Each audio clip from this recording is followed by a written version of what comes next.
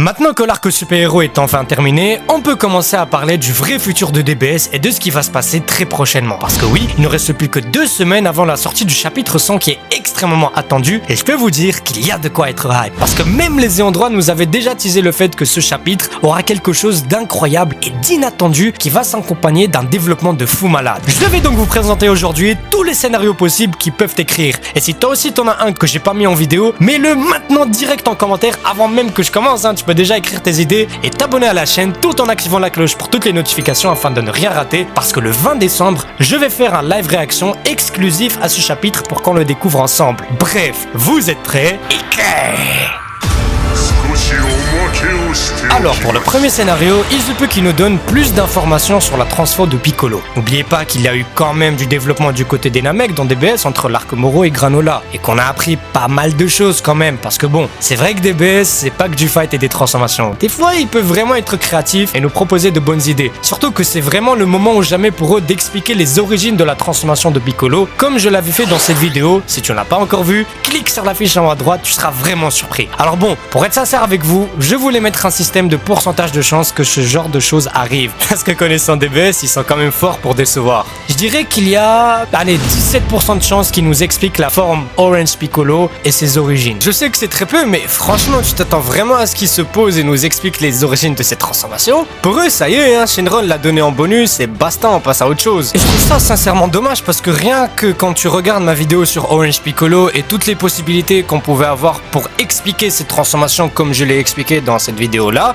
il y a tellement de choses à faire, sauf qu'ils ne le font pas. Et en plus, s'ils le font comme ça va être incroyable. Sauf que non, tout se limite à une simple couleur. Voilà. Tu peux toujours me donner ton pourcentage de chance dans les commentaires. Peut-être que t'es pas d'accord avec moi et que t'as un peu plus d'espoir. Parce que maintenant, on va passer au deuxième scénario qui concerne bien sûr les conséquences du tournoi du pouvoir. Bon, les gars, me dites pas que vous avez déjà oublié le vœu de C17 quand même. Le gars a littéralement fait ressusciter tous les univers supprimés par Zeno. Tous les univers. Donc, pas juste ceux du tournoi, mais même les 6 autres univers qui ont été supprimés depuis très longtemps. Alors là, tu vas me dire, ouais, mais Xelus, ça sert à rien, ils ont même pas été capables de développer l'univers 6 avec la planète Sadara, ou de même nous montrer l'univers 11 de Jiren. Et en vrai, je suis d'accord avec toi, mais n'oublions pas que les univers qui ont été supprimés, déjà, il y a fort moyen qu'ils soient les plus faibles. Et donc, rappelez-vous, si Freezer, juste avec sa forme Golden, a pu cancel le Hakai de Sidra, donc le Hakaishin de l'univers 9, alors frérot, n'imagine même pas ce qu'il peut faire actuellement Black Frieza. Il peut littéralement aller en voyage dans l'un de ces 6 univers supprimés, déglinguer le Hakaishin et devenir lui-même Hakaishin, allez, je dis n'importe quoi, de l'univers 13 ou 16 ou même le 18, peu importe. En plus de ça, Freezer avait dit qu'il voulait trouver un duo. Et vous vous rappelez de l'époque où je faisais des théories sur le film, en disant que le fameux allié pourrait être couleur? Alors oui, bon, ça sera pas le même couleur de DBZ, mais ils feront comme avec Broly, quoi. Et comme ça, Freezer sera Hakaishin de l'univers 13, par exemple, et Couleur sera Hakaishin de l'univers jumeau du 13. Franchement, l'idée sonne vraiment incroyable, je te mens pas. Même si les niveaux de puissance à ce stade vont être encore plus absurdes, mais sincèrement, s'ils le font bien, pourquoi pas? Je dirais donc que le pourcentage de chance que tout cela arrive est de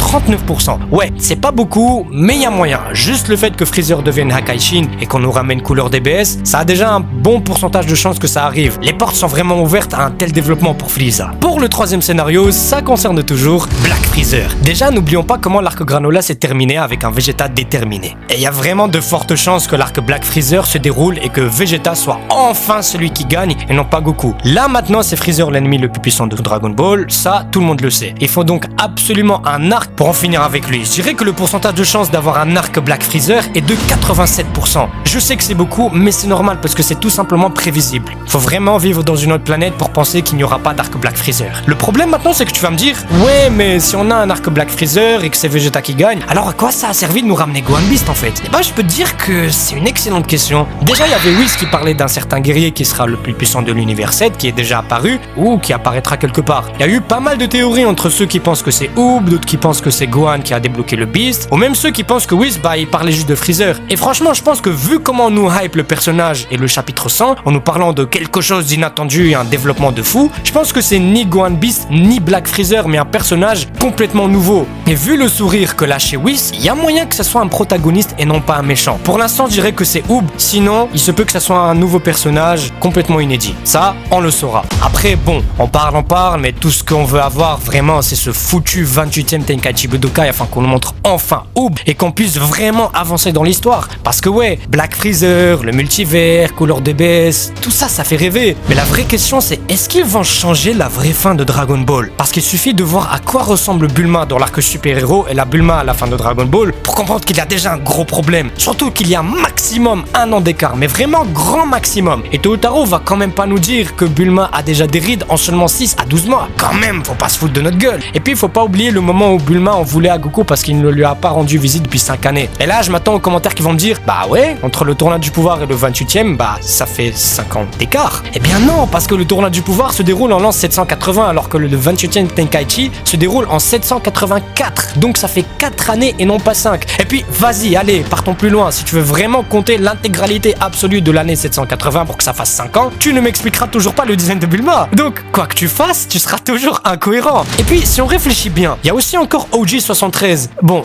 franchement, je mens pas, hein. Il y a moyen de faire quelque chose avec, mais c'est pas pour être aigri, mais franchement, ça me hype zéro, genre. Carrément, s'il ne développe pas, je m'en fiche complètement. Le truc, c'est que je sais pas à quoi m'attendre avec OG73. Donc, c'est pour ça qu'en soi, je m'en fous un peu, mais en même temps, je me dis, bah, peut-être qu'ils peuvent en faire quelque chose de bien. On n'en sait rien, parce qu'actuellement, tout ce qui m'intéresse, c'est ce foutu tournoi. Parce que je vais être cash avec vous, on en a rien à cirer de Black Freezer et tout le tralala qu'ils peuvent nous proposer si tout cela se passe avant le 28e Tenkaichi Budokai, sachant qu'il ne reste que quelques mois avant ça. Donc, frérot, ça fait bientôt 10 longues années qu'on attend une vraie suite à Dragon Ball. Là, pour moi, tu supprimes tout DBS, il n'y a rien qui change, hein. La fin, c'est toujours Goku qui part s'entraîner avec Oob. Et aussi, si tu veux vraiment que je sois encore plus cash dans mes propos, pour moi, et même pour la licence de manière officielle, Dragon Ball GT est encore la suite directe de Dragon Ball Z. Je te conseille de réécouter ce moment de la vidéo. Oui, Dragon Ball Z, et non pas le manga. Bien sûr, faut être un peu logique. Alors oui, que ça soit canon ou pas, la preview de GT est apparue dans l'épisode 291 de DBZ. Donc, jusqu'au moment où DBS s'imposera et proposera un arc après le tournoi avec Oob, là, je pourrais te dire que DBS est enfin une suite de Dragon Ball, de Kai, de Dragon Ball Z,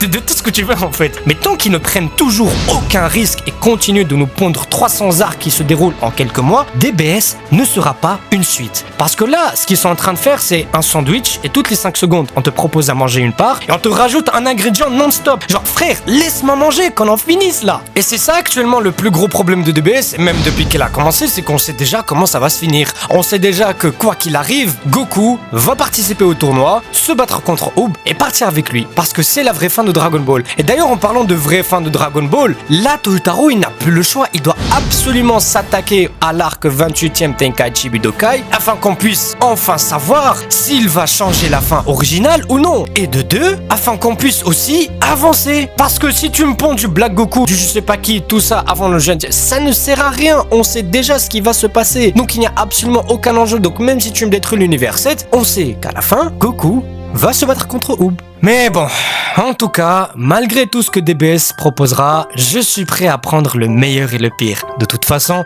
on a vraiment une chance incroyable de parler de Dragon Ball en 2023 et de le faire découvrir aux nouvelles générations. Donc Toyotaro, tout ce qu'on te demande, c'est juste que tu te donnes à 100%. On ne demande vraiment pas plus. Laisse le jeune passionné en toi prendre le relais pendant que Toriyama s'occupe de Dragon Ball Daima et fais-nous rêver. Peut-être que j'en demande beaucoup trop, mais bon, qu'est-ce que tu veux que j'y fasse? Dragon Ball, c'est toute ma vie.